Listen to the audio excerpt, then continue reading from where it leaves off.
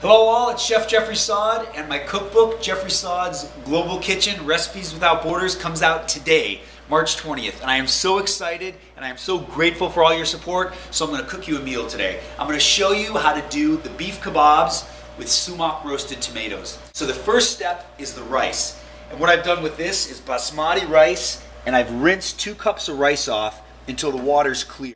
And then I'm putting in half a teaspoon of turmeric, and then we're going to put in a couple teaspoons of salt. This is going to cook for about 20 minutes. While this is cooking, we can get the marinade of the kebabs ready. What we have on the kebab here is traditional red bell pepper, got some red onion, some cremini brown mushrooms. The little twist here is that I've got some pasilla chili. It's actually a poblano chili, but oftentimes in California they're labeled pasilla, but they're really poblanos. All right, we're going to put in a teaspoon of dried thyme, a couple tablespoons of sesame oil, and then we're also going to add a tablespoon of regular olive oil because I don't want too much sesame flavor to where it's going to be overwhelming. Now a little bit of salt, and we're going to mix that together, and now we're going to add our cubes of beef in there. Alright, so for these steak kebabs, I have some nice marbled ribeye steak. So we're going to cut this into nice chunks. We're going to add that right to the marinade. And we're going to mix that all together. And this can sit, you can do this the day ahead. This can sit overnight, or this can be 15 minutes. It's plenty of time. So skewering is really important. Little tip here.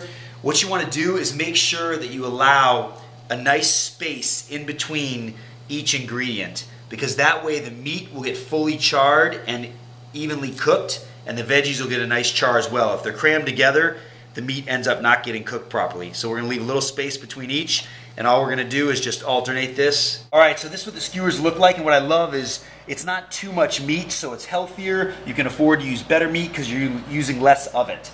Now we're going to do the tomatoes. So we got nice sweet cherry tomatoes, and even if the tomatoes aren't perfectly sweet, the oven roasting brings out their sweetness. And now, who could not love their mother-in-law if you smell this? My mother-in-law introduced me to this. It's sumac. And what this is a beautiful little fruit that's the size of a berry. It gets sun-dried, and then it gets ground, and it has a beautiful acidity to it, almost like using lemon juice, but it has a beautiful berry flavor to it and an earthiness. And then we're going to put a little bit of olive oil in here and a little bit of salt. And we're going to throw them into a 400-degree oven. Very important, a good amount of salt and pepper over the kebab. So I start them off on the hottest part of the grill, and then as they start to char, you're going to turn them and move them to the cooler parts of the grill so that they end up medium rare or however you like them, but they have a nice sear on the outside. We have our beautiful turmeric basmati rice here, separate pieces. Perfect. We got our oven roasted sumac tomatoes. They've just started to give up. They're ready to burst. We're going to let them burst onto the rice. We have our kebabs. Medium rare and juicy is how I like them. Crispy beef, charred peppers, little parsley on top because everything tastes better when it looks beautiful. And the parsley has a great flavor as well. So there it is. You are the recipient of my first recipe out of Jeffrey Saad's Global Kitchen.